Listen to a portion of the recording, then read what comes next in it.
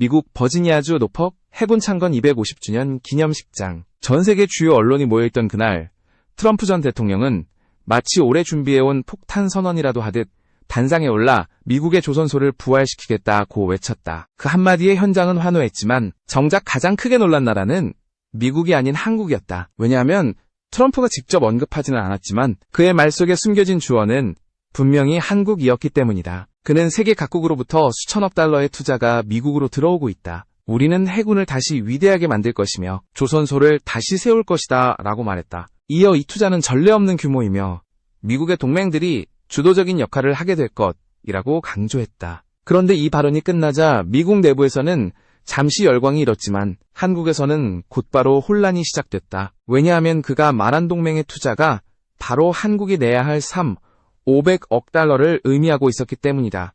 트럼프는 자신의 임기 중 추진했던 미국 제조업 보건구상을 다시 꺼내들었다. 그리고 그 중심에 조선업재건을 배치했다. 그러나 문제는 그가 이 계획의 핵심 파트너로 사실상 한국을 지목했다는 점이다. 한국의 하나오션과 대영조선 3사는 이미 여러 차례 미국 시장 진출 계획을 타진해왔고 미 정부도 이를 환영하는 듯한 제스처를 보여왔다. 하지만 정작 이번에는 상황이 달랐다. 트럼프는 조선소 건설 참여보다 먼저 500억 달러를 현금으로 납부해야 한다고 요구했기 때문이다. 이 발언이 공개되자 한국 사회는 즉각적으로 반발했다. 단순한 경제협력 수준을 넘어 사실상 선불 투자를 요구하는 것이나 다름없었다. 게다가 트럼프가 구체적으로 어느 나라를 지목하지 않았음에도 그동안 미국의 대규모 제조 프로젝트에 적극 참여해온 나라가 한국밖에 없다는 점에서 모든 시선이 서울로 향했다.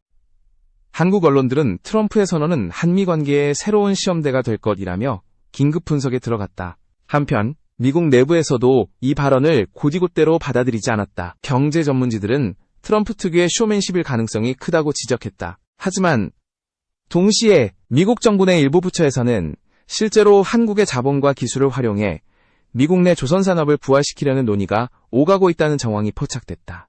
미 국방부 관계자는 최근 방산협력의 일환으로 K9 자주포 미국 생산 프로젝트가 검토되고 있다고 말하며 조선 부문도 같은 맥락에서 접근할 수 있다고 언급했다.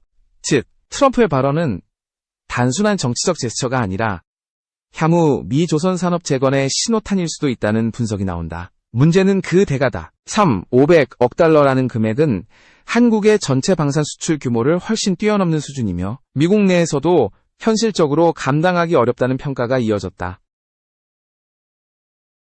그럼에도 불구하고 트럼프는 한국이 이미 미국 시장에 대한 접근권을 얻었고 이제 그 대가를 이 과정에서 한국 정부는 곤혹스러운 입장에 처했다. 한편으로는 한미동맹의 틀 안에서 방산, 에너지, 첨단산업 협력을 지속해야 하지만 다른 한편으로는 국내 여론이 미국의 빚을 대신 갚아주는 꼴이라며 반발하고 있기 때문이다. 특히 최근 미국 내에서 한국인 전문 인력들이 비자 문제로 잇따라 체포되거나 송환된 사건이 발생하면서 미국이 한국을 진정한 동맹으로 대우하지 않는다는 인식이 확산되고 있다.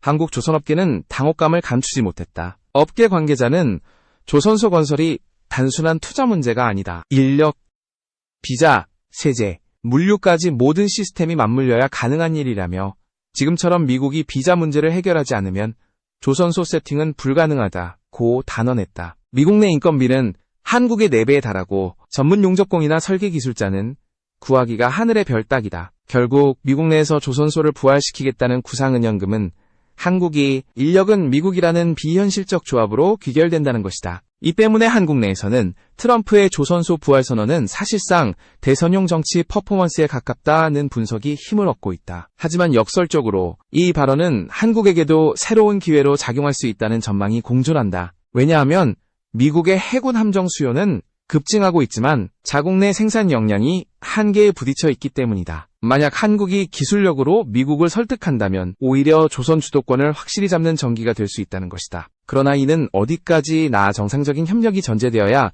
가능한 시나리오다. 만약 트럼프의 주장대로 현금 납부를 조건으로 삼는다면 한국은 경제적 손실뿐 아니라 기술 유출 위험까지 떠안게 된다. 실제로 반도체나 배터리 분야에서 이미 비슷한 상황이 벌어지고 있다. 미국은 기술은 남기고 인력은 돌려보내라는 방식을 취하고 있으며 이런 분위기가 방산 분야로 번질 가능성도 배제할 수 없다. 이 모든 상황은 한국이 냉정하게 판단해야 하는 시점임을 보여준다. 트럼프의 한마디는 단순한 해프닝이 아니라 한미 경제협력의 구조적 불균형을 적나라하게 드러낸 사건이 된 셈이다. 한국은 지금 동맹이냐 국익이냐의 갈림길에 서 있다. 트럼프 전 대통령의 조선소 부활 발언이 전해진 직후 미국 내부에서도 미묘한 파장이 일었다. 공화당 지지층은 잃어버린 제조업의 영광을 되찾자며 환호했지만 군사 전문가들과 경제 관료들은 냉정하게 계산기를 두드렸다. 미국 내 조선 산업은 이미 수십 년 전부터 쇠퇴의 길을 걸어왔다. 인건비, 자재비, 환경 규제 등 모든 비용이 높아 효율성이 뛰어난 한국과 일본에 밀려버린 지 오래였다. 그 때문에 조선소 부활이라는 구호는 정치적 상징일 뿐 현실적으로는 불가능하다는 시각이 우세했다. 워싱턴의 한국방 분석가는 트럼프는 상징과 이미지를 중시한다. 미국을 다시 위대하게라는 구호에 어울리는 산업을 고르다 보니 조선업을 택했을 뿐이라며 문제는 그것을 실현할 능력이 없다는 점이라고 지적했다. 실제로 미국은 자국 해군의 함정 수요조차 국내 조선소에서 제대로 충당하지 못하고 있다. 최근 몇 년간 미 해군의 함정 건조는 수년씩 지연되고 유지보수 비용이 폭증하면서 군 내부에서도 한국식 효율 모델을 배워야 한다는 주장이 나오고 있을 정도다. 그런데 트럼프의 발언은 이런 구조적 문제를 무시한 채 단순히 돈과 인력만 있으면 된다는 식의 구상을 드러냈다. 그는 한국이 500억 달러를 내면 조선소를 세우고 그 결과로 미국 내 일자리가 늘어날 것이라고 장담했다. 하지만 경제 현실은 정반대다. 이미 TSMC조차 미국 애리조나 공장에서 막대한 적자를 보고 있으며 LG 에너지 솔루션 또한 비자 문제와 현지 인건비 부담으로 고전 중이다. 미국 언론은 이를 두고 한국식 효율성이 미국식 환경에서는 통하지 않는다고 평가했다. 한국 정부의 입장은 복잡했다. 겉으로는 한미 경제 협력의 기회를 적극 검토하겠다고 발표했지만 내부적으로는 극도의 신중론이 팽배했다. 산업부와 외교부는 트럼프의 요구를 그대로 수용할 경우 한국이 미국의 재정 문제를 떠안는 꼴이 될 것이라고 판단했다. 특히 현금 납부를 조건으로 한 투자 방식은 전례가 없는 형태였다. 한국 경제계 한 관계자는 투자는 사업성이 있어야 한다. 하지만 이번 제안은 수익 모델이 없다. 돈만 내고 공장만 세우라는 이야기라며 강한 우려를 나타냈다. 한편 미국 내에서도 반대 목소리가 커졌다. 일부 민주당 의원들은 트럼프가 동맹국을 협박하고 있다고 공개적으로 비판했다. 경제 전문지 포브스는 사설에서 한국은 미국의 가장 중요한 기술 파트너 중 하나다. 그런 나라를 현금 지급 대상으로 보는 것은 위험한 신호라고 지적했다. 트럼프의 발언이 미탄 동맹의 신뢰를 흔드는 결과를 초래할 수 있다는 것이다. 흥미로운 점은 이 모든 논란이 미국 해군의 내부 목표와도 엇갈리고 있다는 점이다. 해군은 오히려 함정 정비와 건조 효율을 높이기 위해 한국과의 기술 협력을 확대하려는 움직임을 보이고 있다. 일부 장성들은 함정을 미국에서 조립하기보다는 한국에서 완성한 뒤 인도하는 것이 훨씬 현실적이라고 주장했다. 하지만 트럼프의 정치적 구호는 한국 조선업계는 긴밀히 움직였다. 하나오션과 현대중공업, 삼성중공업 등 이른바 조선 빅3는 각각의 대응 시나리오를 내놨다. 하나오션은 미국 현지 진출은 가능하지만 전액 현금 납부는 불가능하다고 선을 그었고 현대중공업은 기술 이전과 인력 파견 중심의 협력을 제안했다. 삼성중공업 역시 현지 합작법인 형태가 아니면 사업성이 없다고 밝혔다. 세 회사 모두 공통적으로 비용 부담을 가장 큰 리스크로 지목했다. 문제는 인력 문제였다. 트럼프가 말한 수많은 인재가 몰려온다는 표현과 달리 실제로 미국 내 조선 인력은 거의 존재하지 않는다. 미국 내 숙련 용접공은 조선업이 아닌 건설업, 석유 산업으로 빠져나간 지 오래다. 한국에서 인력을 파견하려 해도 비자 문제가 발목을 잡는다. 조지아주에서 발생한 한국 근로자 체포 사건은 이미 업계 전체에 경고등을 켰다. 미국은 싱가포르와 호주에는 특별 비자를 허용했지만 한국에는 여전히 제한을 두고 있다. 결국 한국의 조선 인력들이 미국으로 건너가 현지 조선소를 세운다는 것은 사실상 불가능하다는 결론이 나온다. 이는 단순히 인력의 문제가 아니라 미국의 비자 정책과 이민법 구조 자체가 한국 기업에 불리하게 짜여 있기 때문이다. 한국의 산업계 인사들은 조선소보다 먼저 풀어야 할 것이 비자 문제라며 현실적인 접근을 요구하고 있다. 그럼에도 트럼프는 미국 내 일자리 창출이라는 명분을 계속 내세우며 강경한 태도를 유지했다. 그의 지지자들은 SNS를 통해 한국은 부자 나라다. 미국의 동맹으로서 더 많은 책임을 져야 한다고 주장했다. 하지만 이 발언은 한국 내 여론을 더욱 자극했다. 포털에는 왜 우리가 미국의 일자리를 위해 세금을 써야 하나? 동맹이라면 상호이익이 있어야지 일방적 부담은 안 된다. 는 비판이 줄을 이었다.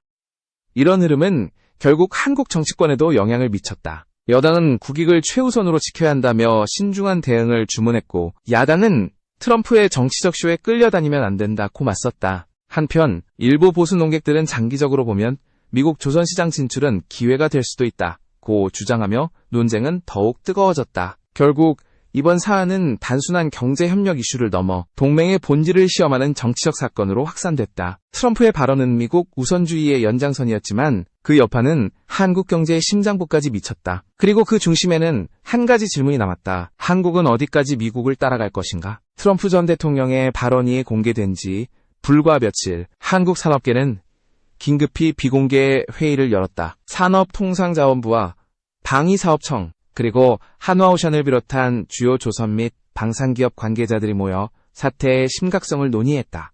회의 초반부터 분위기는 무거웠다. 한 참석자는 미국이 단순히 협력을 원한다면야 반길 일이지만 이번에는 현금 납부라는 단어가 등장했다. 이는 협력이라기보다 요구에 가깝다고 말했다. 한국의 조선업은 이미 세계 시장에서 독보적인 위치를 점하고 있다. 고성능 LNG 운반선, 초대형 컨테이너선, 최신형 군함까지 대부분의 핵심 기술이 한국 조선소에서 완성된다. 그런데 미국이 이 기술력에 눈독을 들이고 동시에 막대한 현금을 요구한다면 이는 단순한 동맹이 아니라 지적 자산의 잠식으로 이어질 수 있다는 우려가 제기됐다. 실제로 반도체, 배터리 산업에서 이미 비슷한 사례가 벌어지고 있다. 삼성전자와 SK 하이닉스가 미국 공장을 세우는 과정에서 기술 인력은 철저히 통제됐고 미국 측은 핵심 장비 운용 데이터를 별도로 요구했다.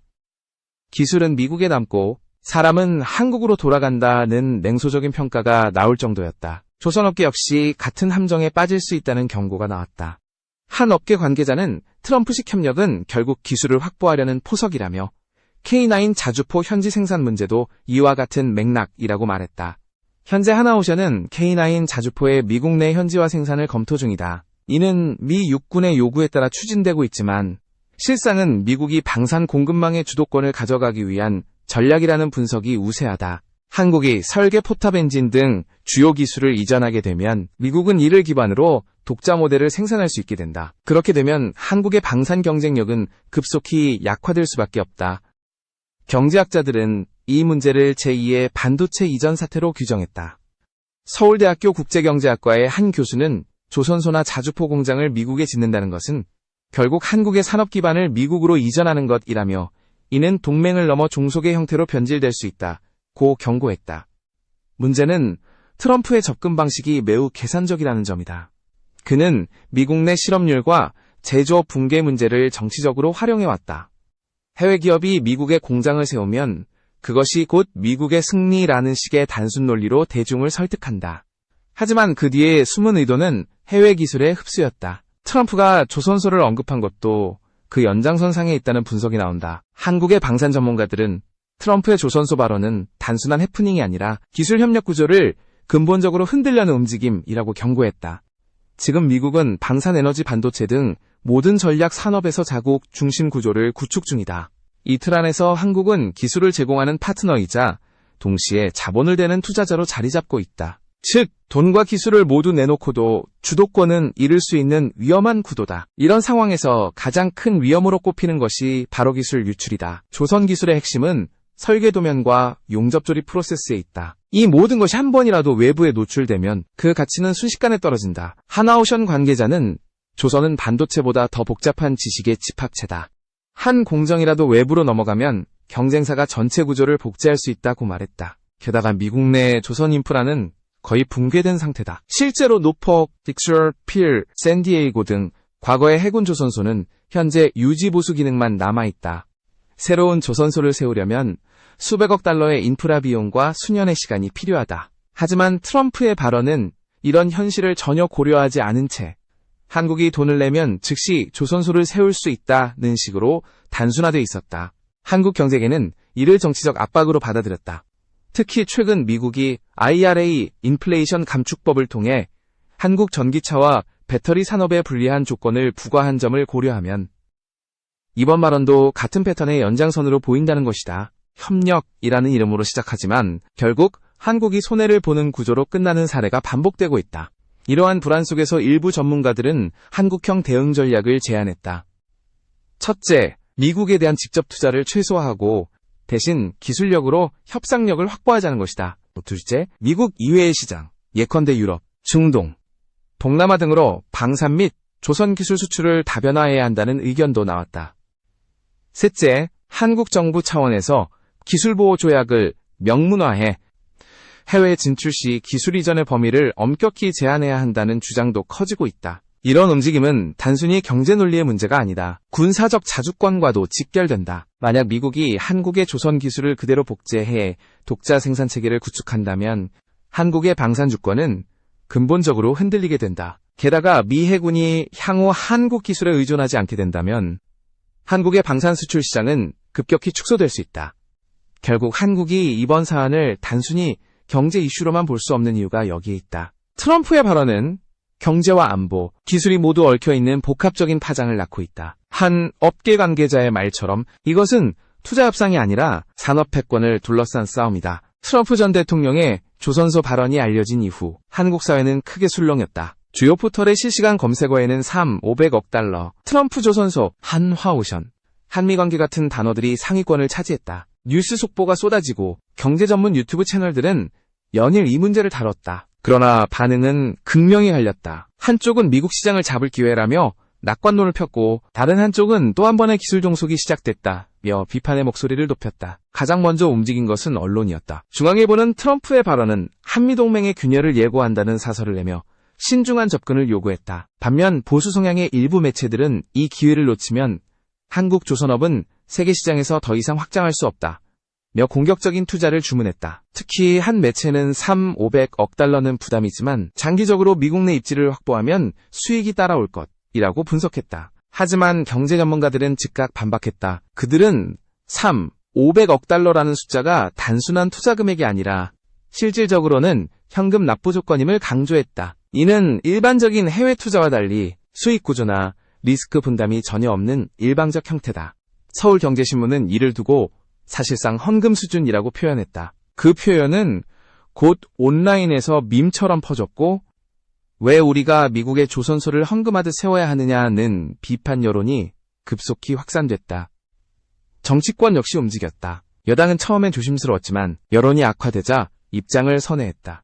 산업통상자원부 장관은 국회 질의에서 현금 투자 요구는 수용 불가하며 동맹국 간의 협력은 상호이익의 원칙 위에 서야 한다고 밝혔다. 반면 일부 보수 의원들은 미국과의 관계를 해치면 안 된다며 전략적 투자 검토는 필요하다고 주장했다. 그 결과 국회는 찬반이 엇갈리며 치열한 논쟁장이 되었다. 국민 여론은 훨씬 더 감정적으로 반응했다. 미국이 우리를 동맹으로 보나 지갑으로 보나라는 댓글이 수십만 개의 공감을 얻었다.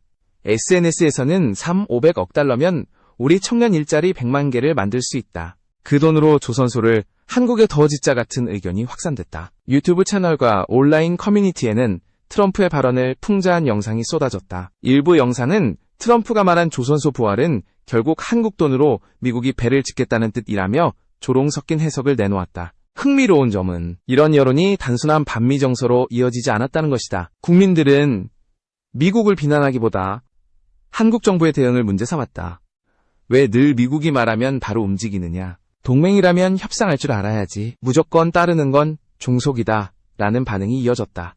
즉, 이번 사안을 계기로 주체적 외교에 대한 국민적 요구가 높아진 것이다. 방산업계 종사자들도 목소리를 냈다. 한 조선소 기술자는 인터뷰에서 미국에서 조선소를 세운다 한들 일은 우리가 하고 돈은 미국이 벌 가능성이 크다며 우리가 만든 기술을 남의 땅에 두고 올 순 없다고 말했다. 또 다른 엔지니어는 조선소를 해외에 짓는 것은 기술 유출의 지름길이라며 강하게 비판했다. 이러한 현장의 목소리는 곧 언론의 기사 제목으로 이어졌다. 이러한 분위기 속에서 학계도 경고음을 냈다. 고려대학교 국제대학원의 한 교수는 이번 사안은 한미 간의 경제협력 모델을 근본적으로 재검토할 계기라며 트럼프의 발언은 단순한 협상 전술이 아니라 미국이 새로운 산업 질서를 구축하려는 전조라고 분석했다. 한국이 이 흐름에 휩쓸리면 기술 자립의 기반을 잃을 수 있다는 것이다. 그러나 일부에서는 정반대의 목소리도 나왔다. 그들은 지나친 피해의식은 오히려 기회를 잃게 한다고 주장했다. 미국 조선시장은 세계 최대의 군용함 수요처이며 만약 한국이 일정 지분을 확보한다면 향후 수십 년간 안정적인 수익을 보장받을 수도 있다는 계산이다. 또한 미국 정부가 원하는 것은 전액 현금이 아니라 신뢰를 보여주는 자본 참여일 수 있다는 해석도 나왔다. 하지만 이런 논리에도 불구하고 국민 다수는 여전히 불안감을 감추지 못했다. 트럼프의 발언에는 일종의 통제 의도가 깔려 있다는 인식이 널리 퍼졌기 때문이다. 그는 언제나 동맹을 경제적 관점에서 평가해왔다. 동맹이라면 대가를 치러야 한다는 그의 철학은 이미 주한미군 방위비 협상에서도 드러난 바 있다. 이번 500억 달러 요구 역시 그 연장선으로 보였다. 결국 여론의 흐름은 명확해졌다. 국민들은 미국의 압박에 끌려다니지 말고 한국의 기술력과 자주성을 지켜야 한다고 입을 모았다. 이는 단순히 경제 문제를 넘어 국가의 자존심이 걸린 문제로 인식되기 시작했다. 한국 사회는 지금 미국이라는 거대한 동맹의 그늘 아래서 독립적 선택을 고민하고 있다.